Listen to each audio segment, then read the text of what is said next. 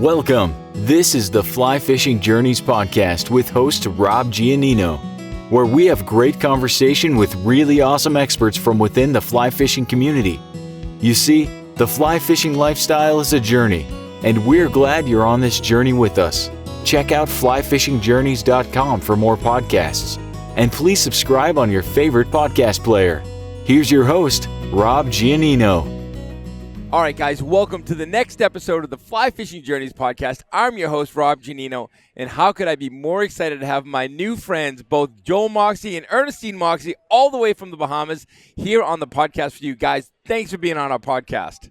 Rob, thank you for having us. It's a pleasure to be here. Thank you, Rob. I'm delighted to be here, man. Talk fishing. We are going to talk about some bone fishing, and where better would you want to go bone fishing than the bonefish capital of the world, the Bahamas. Guys, we're going to talk about bone fishing because this will be the epic bonefish podcast. You guys have some exciting news for us. You have a bonefish tournament series taking place this summer, the summer of 2025, and the fall in the Bahamas. Tell us a little bit about the bonefish tournament in the Bahamas, Earnestine. Well, Rob, we have 5 amazing bone fishing tournaments taking place in 5 different islands in the Bahamas. Of course, the Bahamas has 700 islands and 2,000 keys. A lot of people don't know that. And so we have put together 5 bone fishing tournaments in 5 different islands in the Bahamas. 2 of them occur in July. We have, I think it's July 8th through 13th. In Grand Bahama, July 22nd through 27 in Black Point, Exuma. And then we move to October. We have 3 in October, and those are being held in Andros. The dates, again, are 7th through the 12th. October 7th through 12th. Then we move to Eleuthera. And 14th through the 19th. October 14th through 19th. Right. And the championships, of course, is being held in 26th. Georgetown, Exuma. 21st through October 26th. 21st through 26th. Yeah. So, and that's all taking place this year, of course. Yes, in 2025. Well, we're going to talk so much about this. I can't wait. But first, I want to know, what makes the Bahamas a unique and exciting destination as a whole? Well, the Bahamas is, like I said earlier, 700 islands. All of our islands are distinctly different.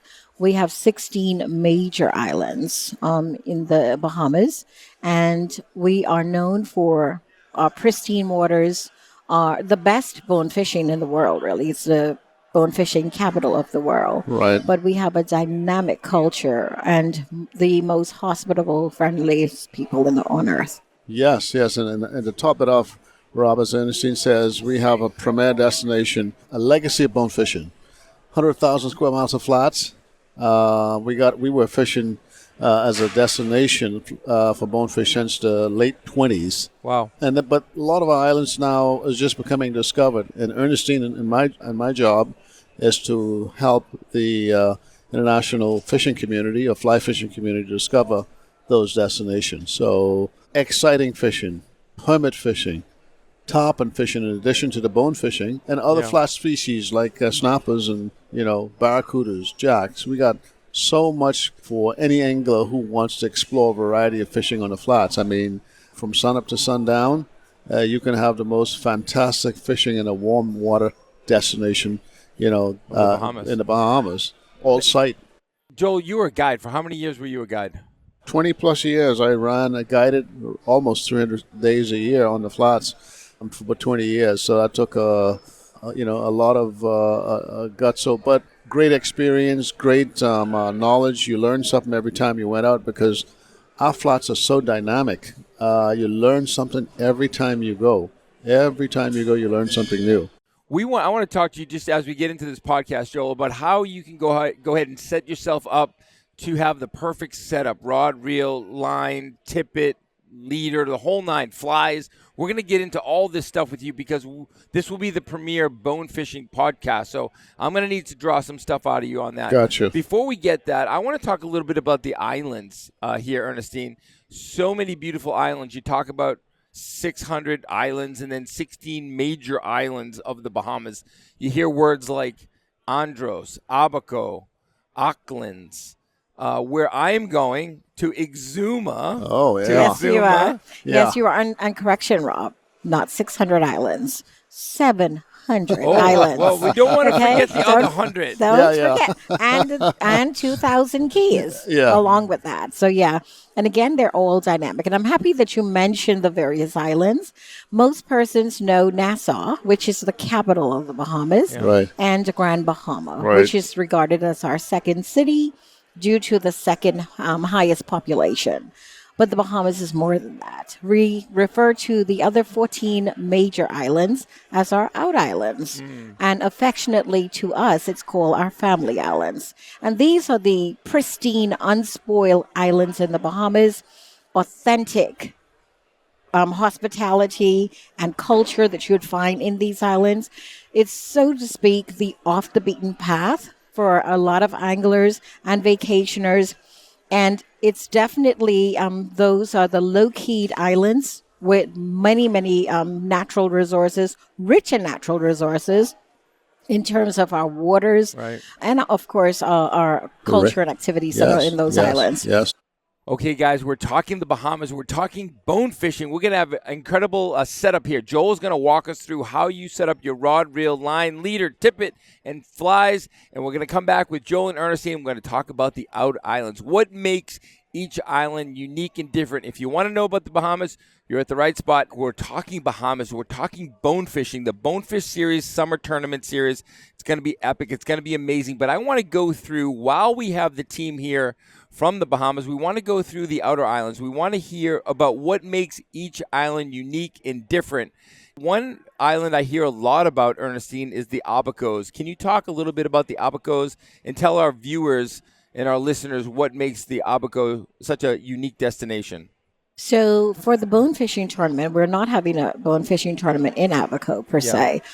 But the Abacos, a lot of persons might have heard about the Dorian story, the hurricane that came to the Bahamas and sat on the Bahamas for a few days.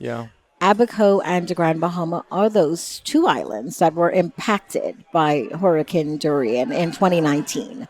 However, those islands are doing well. They're open for business and they are rebounding. Awesome. They are restoring a lot of things that have been lost. The mangroves were destroyed. Some of the mangroves, through work being done with the Bonefish Top and Trust, they have been restoring the mangroves in those two areas in particular.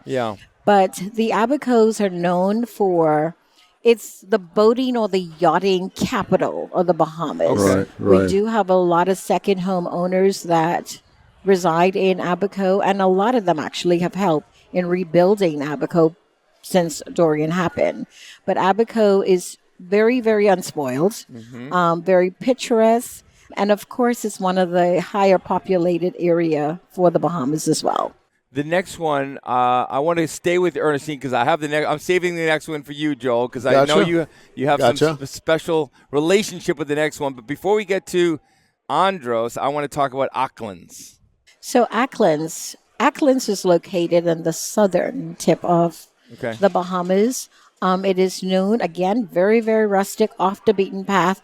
Great for fishing, by the way. One of the best fishing areas in the Bahamas, especially for very large fish. The bonefish in particular, and the tarpon and permit, which people regard as elusive. But you can find them in abundance, by the way, in Aklands. But it's one of those areas that is unspoiled. People hear very little about it. The population, of course, is very small, but the island itself is beautiful.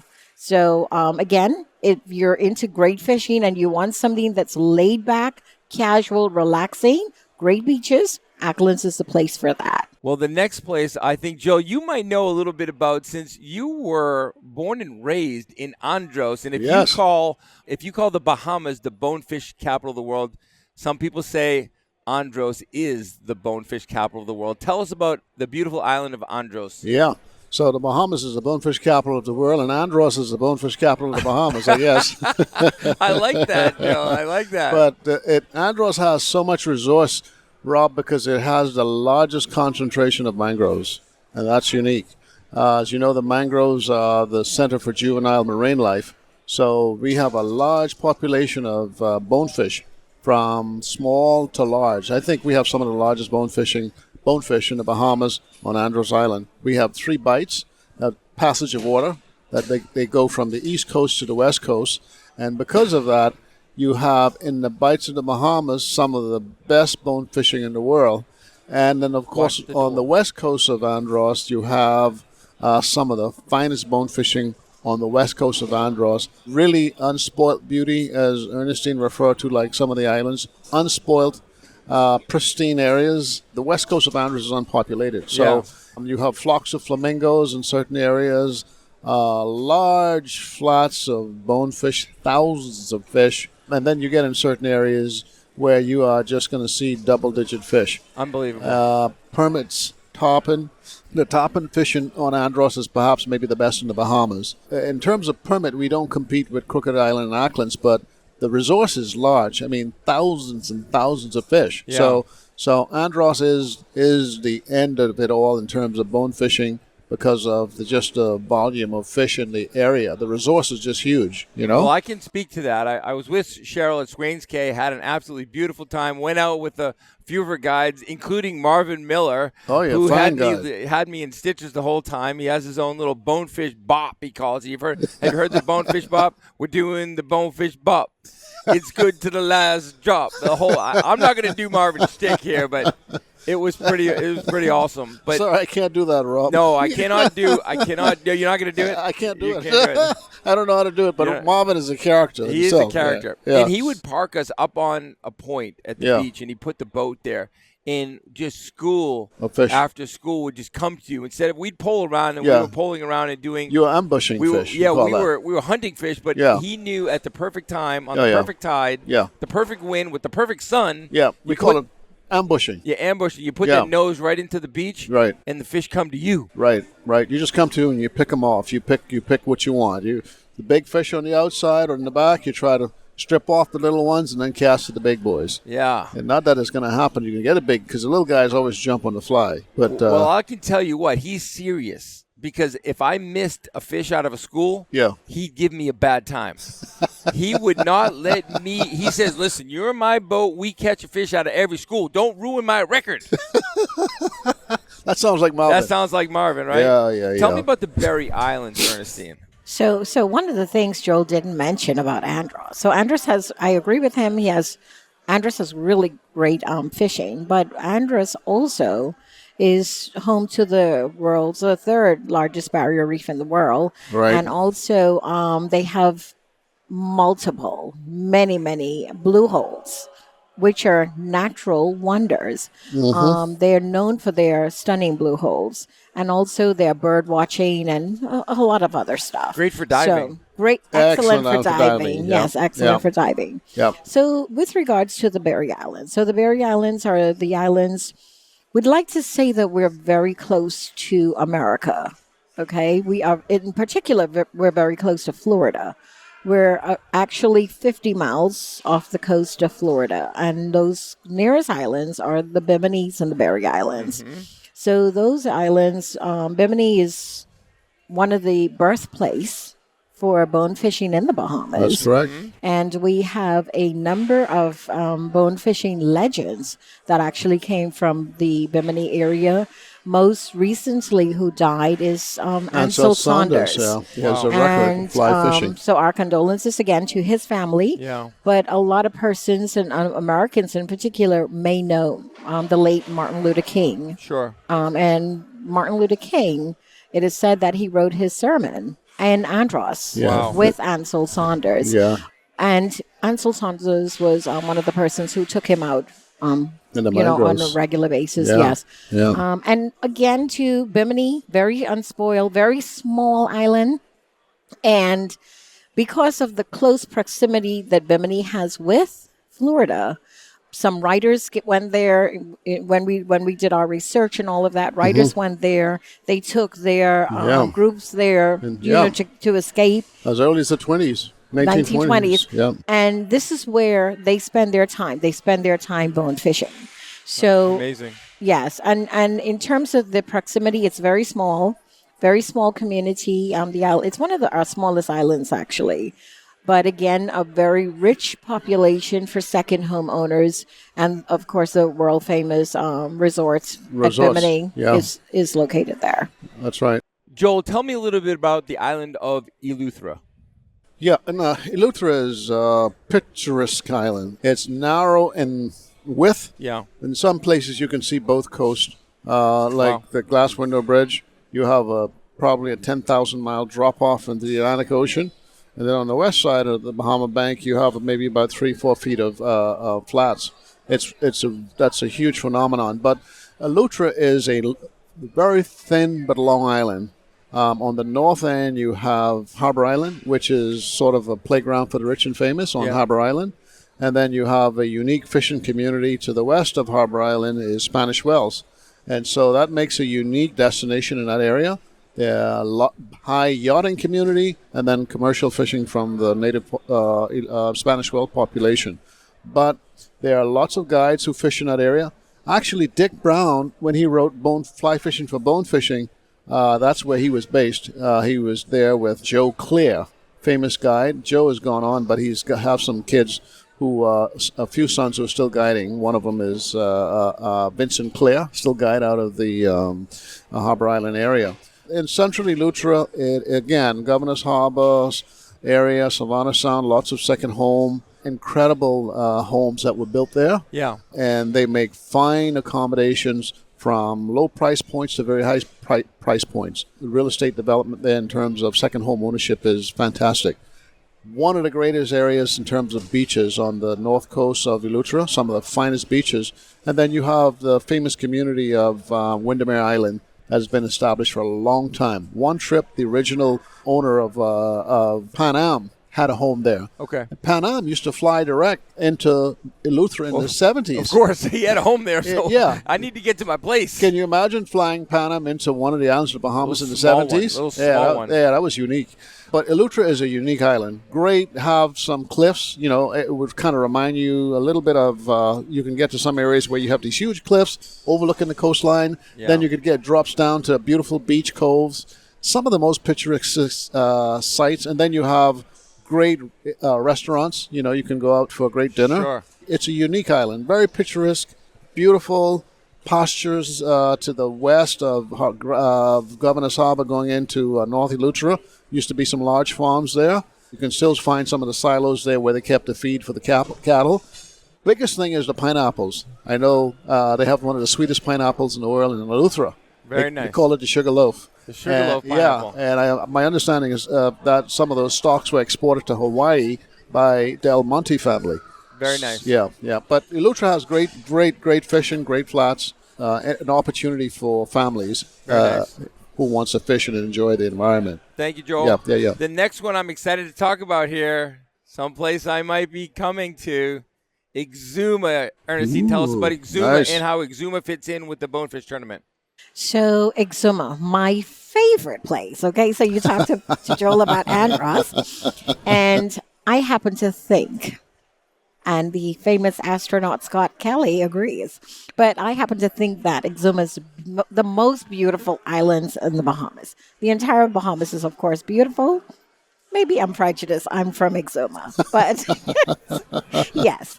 But Exuma, it's home for, well, first of all, you have Exuma, which is divided into 3 areas. You have Great Exuma, Little Exuma, and then you have the Exuma Keys. Yep. We refer to them as the Exumas, which, of course, the Exumas, the Exuma Keys. There are 365 keys in Exuma. Wow. So you can go to a different island every single day for a year and stay within Exuma. Wow. But Exuma is known for, the Bahamas is known for its crystal clear blue waters. But when you come to the Exumas, you know you're in the Exumas. The water is turquoise. Yeah. Turquoise. It literally gives me, even thinking about it, gives me goosebumps. Yeah. It is so beautiful. As I said, Scott Kelly, the astronaut, was in space for a year. And he started taking pictures and just posting those pictures. And he said the most beautiful place on earth is the waters of the Bahamas. And he was looking directly at the waters of Exuma. But we're known for those swimming pigs. The swimming pigs, That's yes. on everybody's bucket list. I can't wait to see the swimming The pigs. swimming pigs. We have so many beautiful islands, unspoiled. Our flats for fishing, great flats for fishing. We're not too far away from any of the flats. So you can come to Exuma in the morning, and within 10, 15 minutes, you can be on the flats fishing. So again, great food, great hospitality. We're known too as the national regatta, so to speak, which is the official sport of the Bahamas, by the way. Right. It's the sailing regatta. That takes place in Georgetown, Exuma. And speaking about the significance of Exuma, the championship tournaments for the bonefishing tournaments, those will be held. That championship tournament will be held in Georgetown, Exuma. So the format that we're using the International Game Fishing Association rules and regulations, where we have 2 anglers per skiff with the bone fishing guide. And we're looking at the top 2 winners from each island to advance to the championship in October. Right. So we will have an open category within that championship, which is limited for anglers who did not necessarily win in one of the other 4 tournaments, that they can still compete in the championship. Very nice. But it's going to be exciting because we're bringing out all of the fun, fair, our culture will be on display. We got Party. Lots of entertainment planned. Yes. We're not stopping short of anything. We're going big. We're going big. We're going big. Big on entertainment. Okay, guys, we're talking about the Bahamas and bonefish this summer, the summer of 25, an incredible bonefish tournament series. And we're talking about Exuma. Now, tell me about these beautiful pigs. Where do these pigs come from? Who owns the pigs? And who feeds the pigs? Tell me about the pigs, Earnestine. Well, Rob, your guess is as good as mine. So, if you ask probably 10 persons about these pigs, you'll get 10 different answers. Yeah. It's a debate on where these pigs really originated. We've heard so many stories. I can tell you them, but I won't do that because who knows what the truth is. But we're just happy to have those sweet, darling pigs in Exuma. Those are located at Big Major's Island, which is in the vicinity of Black Point and Staniel Key. For those persons who are looking at a map and in terms of maybe an airport area, those are the nearest areas. So it's at Big Major areas. Big Major Island. Big Major Key. And the pigs, really, these pigs are very, very smart. Of course, we have tourists that go out to these islands. The island, by the way, is uninhabited. So they go to the island and sometimes they feed the pigs, but these pigs come out and they swim. They are not dangerous or anything. They play with you and all of that. You can swim with them. You can swim with them. They swim out to the boat. Yeah, absolutely. They greet you by swimming out to the boat. Right, and it's one of the attractions that Exuma is known for. But of course, there's island hopping to the other keys. In the Exuma is the playground, literally, for the rich and famous. Joel mentioned that Harbor Island in Eleuthera is known for the rich and famous, but truly, the Exumas, they are the playground for the rich and famous. You have persons like Tyler Perry that own their own island there. You have David Copperfield, the magician. He has a home there. He has an island there, which is Musha Key. Not a home. Not a home. He owns the whole island. Musha Key. And then you have over yonder Key, again, very private homes. And there are scores and scores of persons, very famous persons under the radar who also own private islands in the Bahamas. But a lot of these islands are, of course, accessible. Like you have Staniel Key, Exuma. A lot of people hear about Staniel Key. That's not too close. Not too far away from the Black Point area, where the bonefishing, by the way, the bonefishing tournament is taking place. Right. Tell us about the bonefishing in Exuma, Joel. Well, Exuma is unique. So you have all of these keys, like Earnestine talked about, these huge hundreds of keys, and you have on the East Coast the Atlantic Ocean. And then on the West Coast, you have the Bahamas Bank. And so what happened over a period of time, because the tidal flows coming in and out, you created these channels. And so On the southern side and northern side, you have these high sandbanks.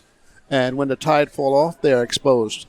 So bonefish love to feed on those flats. So you're going to have schools and schools of fish falling off at the low tide, coming back with the high tide, and it makes an exciting destination for fishing. One of the point is the Exuma is the least fished area of the Bahamas because there are no fishing lodges in the Exuma Keys. There are a few guides there who fish out of Staniel Key. So it is a fresh territory for fishing. It's an angler's or fly fishing angler paradise, I can tell you. You can get me excited here. Should we spill the news? Should we spill the beans, Ernestine? Should we tell the folks? Yeah. We're coming out. Fly Fishing Journeys is joining this incredible bonefish series this summer in July. We're heading out to the Exuma Island. We're going to participate. We're bringing a film team, and we're going to document this for you guys. So, in the meantime, if you would like to be part of this incredible bonefish tournament, you can go to Bahamas.com and sign up to be part of a team, and you can actually enter into the tournament with us and enjoy, whether it's at Exuma or Abaco or all the first 4 destinations, and you can. And it's kind of a fun competition. It's not like this fun. Crazy, like gotta win. It's going to be a fun, friendly competition. Absolutely. One of the things I wanted to point out too, Rob, this is a bone fishing tournament. First and foremost, it is a tournament. It is about fun, though. It's about the camaraderie. It's not about, bragging rights for catching the biggest fish, although that may very well happen. We may make history with catching, because it could happen, the largest fish. But it is about the camaraderie. It's about conservation, and it's about community development. Yeah. The big 3 C's, right? That's really the focus of these tournaments. And, of course, to bring awareness of the vast and the diverse fishing product that lies within the Bahamas. So, yeah. Talk about the week, Ernestine. What is a week going to look like if somebody comes down to fish in the tournament? So we're looking roughly at an arrival on the Tuesday, and this is no matter which island, which tournament you participate in. The format is about the same in terms of the itinerary. Arrival on the Tuesday. We have the pairing party on the Tuesday night where your angler will meet your guide, or vice versa. Some of you may come solo. Some of you may come already with an angler. You will meet your guide that night. And then, of course, it's 3 full days of fishing. So the Wednesday, Thursday, and Friday, it's 3 full days of fishing. Intermixed with this, we have cultural activities as well that's happening. And then, of course, your dine-around program. Then you have the Friday that night, that evening, we have an auction with the anglers. Again, the proceeds to benefit the local community. Each community would have identified a project that's needed in the community, and all proceeds will go towards that cause, and as well as towards conservation. And then, of course, is the Saturday. The Saturday is our cultural day. This is our day for our anglers to get engaged with our community, our natives, and more importantly, to experience what that destination has to offer. And then that evening, it's the big shebang. It's where we would announce the winners and present prizes, awards, and of course live entertainment as well. It sounds amazing. It sounds like it's going to be a ton of fun. I can't wait. We're pulling out all the stops here in the Bahamas, guys, and we're going to have a great time down in this bonefish tournament. If you would like to be part of it, check out Bahamas.com. All the information will be there. You can sign up for one of the weeks, and you too can participate in this incredible week of fun and fishing and live entertainment and banquets. And tell me, Ernestine, what else? What am I missing? There's only one thing, Rob. Tell me. Registration for this worthy event, it's only $400. Okay. Yes. And again, the proceeds for that will also go towards conservation and the community. So it's a $400 registration for the tournament, and then you basically just pick your accommodations and your guide, and everything will be there for you. Precisely. Go to Bahamas.com to register. There's a Q code. If you scan that, it'll take you directly to the site. Fantastic. Before we let you guys get out of here, I need to know from you, Joe, what is a great setup? So let's talk first about rod. Like, what size rod would you recommend for a trip like this? You got to have equipment is prime to success. So I recommend a 7 and 8 weight rod. Okay. Depending on what kind of day it is. An 8 weight is the center. A 7 weight would be ideal. Yep. 8 weight would be more than ideal. And of course, if we are going to have shots at permit, I would say come with a rod rig, and you'll have that on the boat. So if you see a permit, you can pick that rod up and fish with it. So that would be a 9 weight rod. Okay. Now for leaders, you're going to have your reels rigged with 250 yards of backing, Dacron backing. You got to have that, because if you don't, you'll get spooled. Yeah. And then you're going to have maybe a 100-foot weight forward 8-weight line. Yep. And one is a 7-weight. Weight forward floating line, shooting tip. That's the kind of line you want. You can get that from Rio or Scientific Anglo. And then for leaders, you definitely want to use a bonefish leader, which is normally come from 9 to 16 feet in length. And then, of course, I would recommend a 16-pound. Okay, tippet. Yep. That is what you want, because anything lighter, it's too gamey and it's going to take too long to land the fish, because you have to play the less strength in leader. That means you have to be more delicate in landing the fish. Yeah. And it's going to take a longer time. So we're using, as Earnestine said, IGFA rules, and we could go up to 16-pound tippet. So that's where you can bring your fish in, move on to the next opportunity. So we're looking at taking no more than 3 fish from a school and moving on. So you can't fish mudding fish, but everything is sight fishing. I like that. Yeah. I like that. Yeah. Mudding's a little boring. Yeah, it's kind of boring. So we want you to see a fish, set up for it, cast to it, make your presentation, and strip and catch your fish. You know what I like about the bonefish, and this is what a lot of people tell me, and even Tom Rosenbauer, he does not like permit fishing. Yeah. He loves bone fishing. You know why? Because it's an honest fish. You Yes. make a nice presentation, you make a nice cast, you put the fly where it's supposed to be, And you make a nice strip. Bonefish will eat it. The bonefish will be cooperative. Invariably eat it. Permit is a very finicky fish. You're crazy. You could make the best cast in the world, put it right on it, and they'll look at it, and they'll go down on it. You think you got a fish, you'll strip, nothing, and he swims away. That's a permit. It's like, I'm not interested in your fly. Yeah. That's the way it is. Well, let's talk about flies. So thank you for my segue here, because we want to talk about flies before we let you guys get out of here. Right. What would be a great fly selection for bonefish? So let's talk bone fishing and flies, and this is very essential to having a good, successful trip. I start with the Crazy Charlies. Yeah. 2 to 6, size 2, 4, and 6. And you want to have a variety of color. Tan, brown, white, pink. Yeah. Those are great flies, and we're going to start with the bead eyes. Yeah. That's those for the shallow water, 3 feet or less. Anything deeper than 3 feet, we're going to go with solid eyes, so the flies can get down to the fish. Because if you make a great presentation and the fly hadn't gotten down to the fish, they can swim right under it. Right. Because a bonefish is a bottom feeder, and they're focusing on the bottom. They're not looking for things in the water, up in the water column. They're looking for things, crabs and shrimps on the bottom. So you have to be able to get the fly down. On those bead chain eyes would be perfect for anything less than maybe knee deep and less, down to the ankle. Right. Now, for big fish, you want to look at the gotchas. Those gotchas, number 2, perfect fly, and clouses. Gotchas and clouses in the size 2s and a variety of colors are the best flies for big fish, because invariably, if anything is in the 6s, they can't get down fast enough to get to the bottom. And big bonefish, double bonefish don't eat in the water column. They eat off the bottom. Right. Yeah.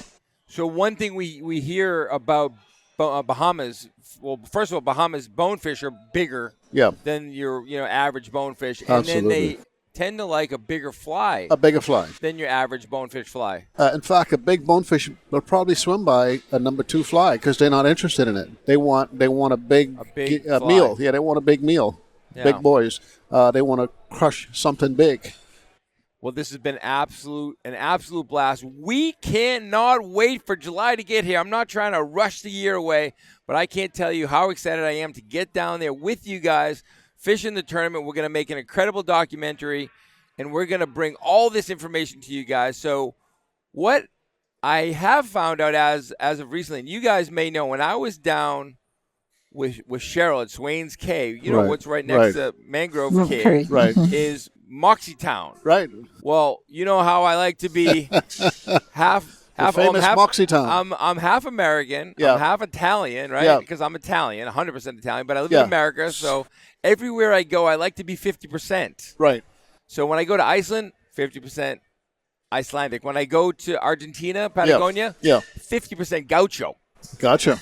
When I went to Bahamas with Cheryl, I was 50% Bahamian. And not only that, you're Moxey. I'm And Moxey. Moxey. And Moxey. So they gave me the name when I'm in the Bahamas. My nickname, DJ Rob Moxey. Hey. DJ Rob Moxey. You're a So- famous bonefish DJ and a bone fisherman. Yes. So there's 3 Moxey clans here. Yes.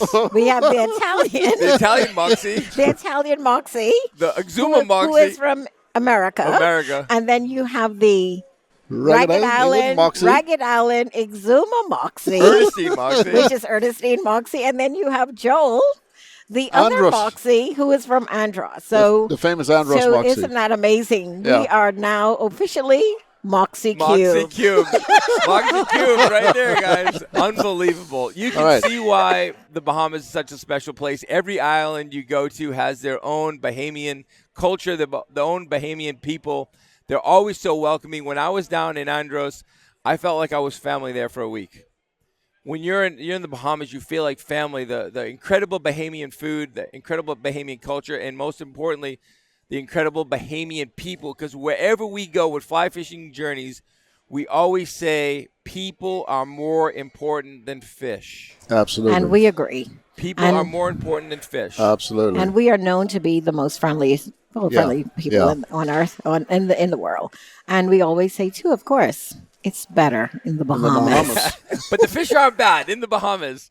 It is the bone fishing capital of the world. Guys, thank you so much for being with us. We can't wait to be with you for this incredible tournament. If you'd like to participate as well, jump on thebahamas.com, find the bonefish information, sign up. If you have any questions, you can reach out to me at rob@flyfishingjourneys.com. We're going to put all the information in the show notes. You'll be able to connect with both Ernestine and Joel and the Bahamas. Stay tuned. We have so much more coming for you with this incredible tournament. Guys, thank you for being on our podcast. Thank you for sharing your love for the Bahamas and your love for bone fishing with us and giving us all this great knowledge. Happy to be here, Rob. Thank you so much for having us, and we look forward to another podcast with you. And more importantly, we look forward to you coming to the Bahamas. Oh, yeah. Can't wait, man. Can't wait to have you on the flats. Let's do it. All right. Yes.